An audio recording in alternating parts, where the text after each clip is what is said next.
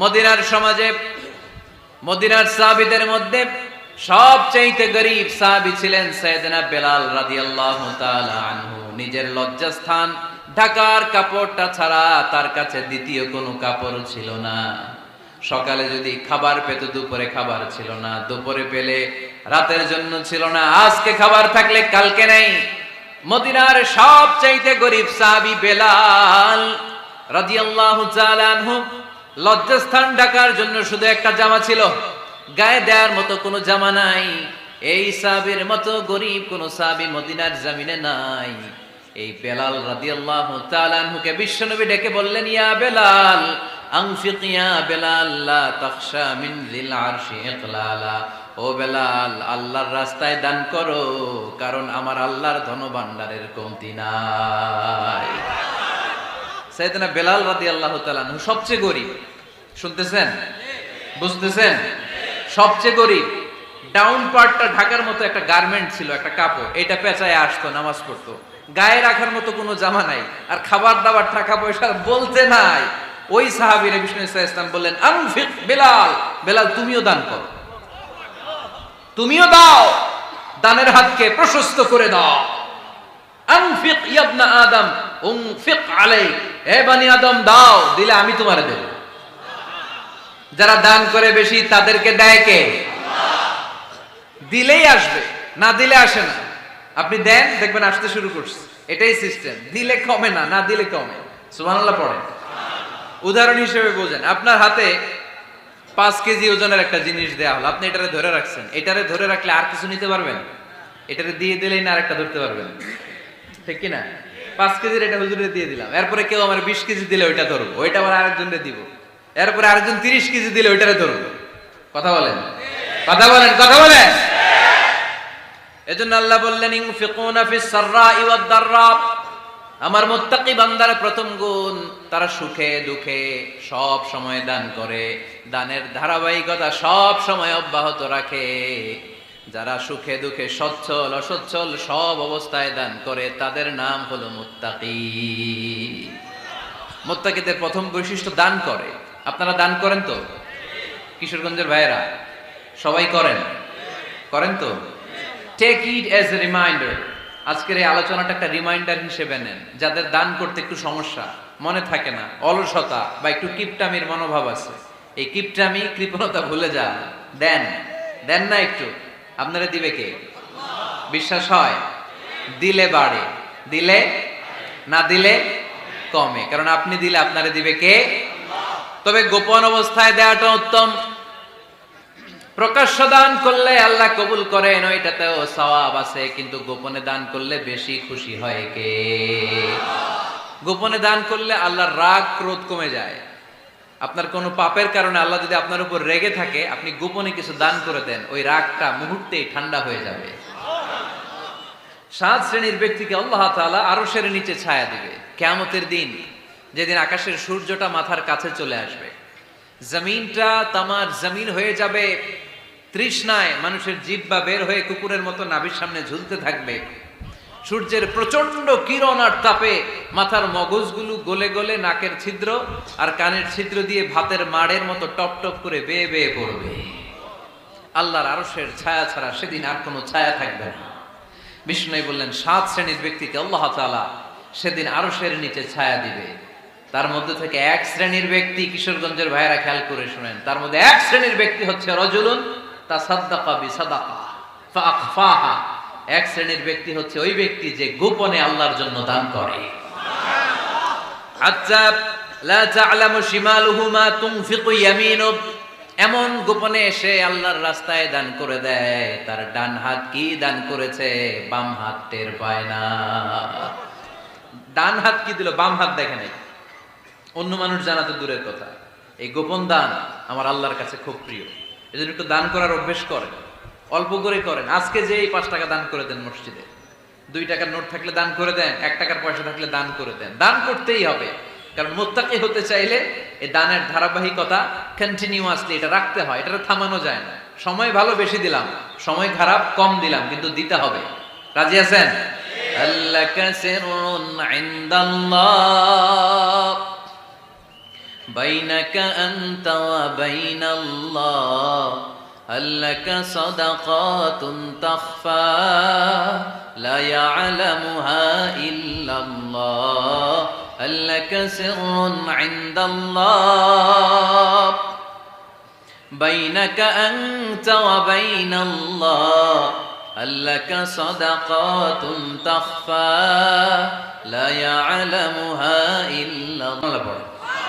হাল্লাকা সিররুন ইনদাল্লাহ, তোমার আর তোমার আল্লাহর মাঝে কোনো গোপন আমল আছে নাকি যেটা আল্লাহ ছাড়া কেউ জানে না?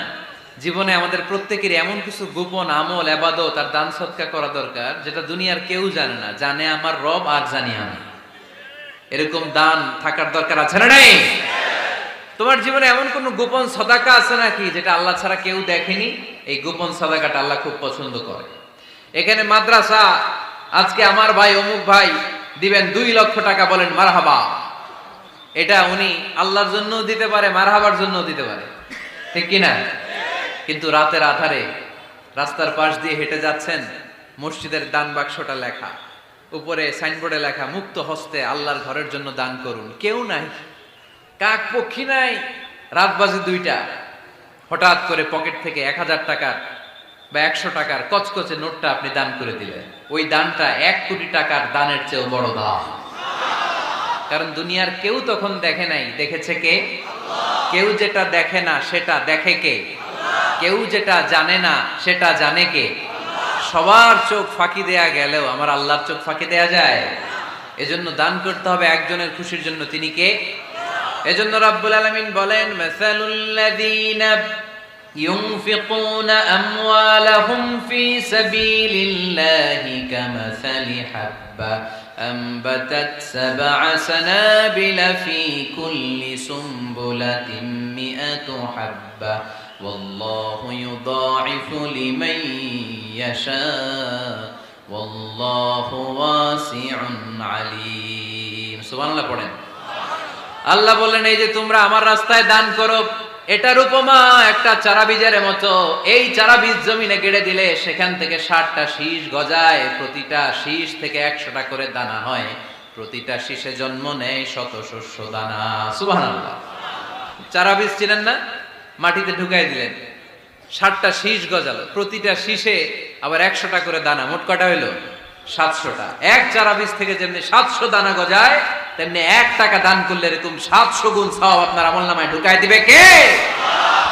যারা দুনিয়ার বুকে প্রকাশ্যে গোপনে দান করত, সচ্ছল আর অসচ্ছল অবস্থায় দান করত, কিয়ামতের দিন যখন তাদেরকে তাদের আমলনামা দেয়া হবে, আমলনামা দেখে বলবে, আল্লাহ এত সওয়াব দুনিয়ার বুকে আমি করি নাই, অন্য কারো আমলনামা তোমার ফেরেশতারা ভুল করে আমারে দিয়েছে। আল্লাহ এত আমলনামা তো আমি করি নাই, এত নেক কাজ কোত্থেকে আসলো? এটা আমার না, তোমার ফেরেশতারা ভুল করে আরেকজনেরটা গছাই দিছে আমার। আল্লাহ বলবে, না, আমার ফেরেশতারা ভুল করে না। সুবহানাল্লাহ পড়েন। ফেরেশতারা কখনো ভুল করতে পারে না, এটা তোমারই আমলনামা। আমার আমলনামা, আমি তো এত সওয়াব করি নাই। আল্লাহ বললেন, তুমি যে ওই আমার খুশির জন্য দান করেছো, ওই ছোট্ট দানটাকে আমি বড় করে তোমার আমলনামায় ঢুকাই দিছি। আরো আস্তে কোন সুবহানাল্লাহ। হাদিসে এসেছে, কামা ইউরাব্বি আহাদুকুম ফুলুয়া, তোমরা যেমনি ছাগল পালো, বাছুর পালো, আল্লাহ তাআলা তোমাদের দানটাকে এরকম পেলে পুষে বড় করে। আপনারা কিশোরগঞ্জে গরু পালন কারা দেখি? মাশাআল্লাহ, সবার বাড়িতে গরু। হ্যাঁ, বাড়ি বাড়ি আপনার বাড়িতেও আছে। তো এই যে গাভী যখন বাচ্চা দেয়, বাছুর হয়, খুশি লাগে না আপনাদের? মালিক কি করে? এটারে খাওয়ায়, খাইয়ে দাইয়ে পেলে পুষে বড় করে না? কুরবানির হাটে বিক্রির জন্য।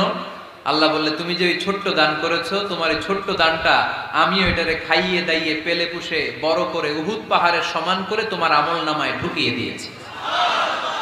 এজন্য আল্লাহ বললেন, আল্লাযীনা ইউনফিকুনা ফিস সাররাই ওয়াদ দাররা, মুত্তাকিদের প্রথম গুণ সচ্ছল আর অসচ্ছল উভয় অবস্থায় আল্লাহর জন্য তারা দান করে।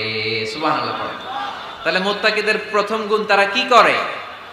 জোরে বলেন, সবাই বলেন, আবার বলেন। আপনাদের কষ্ট হচ্ছে? দোয়া করে ফেলি আমরা তো। গলার আওয়াজ এত অল্প কেন? আওয়াজ করে উত্তর দেয়া যাবে? চিল্লায় পড়েন আল্লাহু আকবার। এইভাবে উত্তর দিবেন, এভাবে আওয়াজ করে উত্তর দিলে আমি বুঝবো আমার কথা শুনতেছেন, বুঝতেছেন। তা না হলে আমি বুঝবো বুঝতেছেন না, আমি এত কষ্ট করে বলি এরা বুঝে না। তো মুত্তাকিদের প্রথম গুণ তারা কি করে? আরো জোরে বলেন, কি করে? মুত্তাকিদের 2 নাম্বার গুণ আল্লাহ বললেন ওয়াল কাযিমিনাল গায়ব। মুত্তাকিরা শুধু সুখে দুঃখে সচ্ছল অসচ্ছল অবস্থায় তারা দান করে না। মুত্তাকি বান্দার 2 নাম্বার বৈশিষ্ট্য, তারা রাগকে হজম করে, ক্রোধকে নিয়ন্ত্রণ করে। সুবহানাল্লাহ। মুত্তাকিনরা অল্পতে চটে যায় না, হট টেম্পার্ড না। আমাদের অনেকে আছে হট টেম্পার্ড, কিছু বুঝলেও চেতে, না বুঝলেও চেতে। এরকম চেত আছে নাকি আপনাদের? রাগরে আপনারা কি বলেন আঞ্চলিক ভাষায়? রাগী বলেন। তো এই যে রাগী মানুষ আছে না, গুসা উঠছে, এই যে গুসা যে উঠে, এটা খুবই স্বাভাবিক। গুসাটা ওঠা সবার ওঠে, এটা কি বলেন? ওঠে না? ওঠে না? আপনাদের মধ্যে থেকে গুসা বেশি ওঠে কার দেখি? আছে তো, রোগী আছে তো অনেক। আল্লাহ আপনাদের গুসাগুলোরে ঠান্ডা করে দেয়, আর ভালো গুসাগুলো যেন আপনারা ইসলামের পক্ষে করতে পারেন। আল্লাহ তৌফিক দান করো।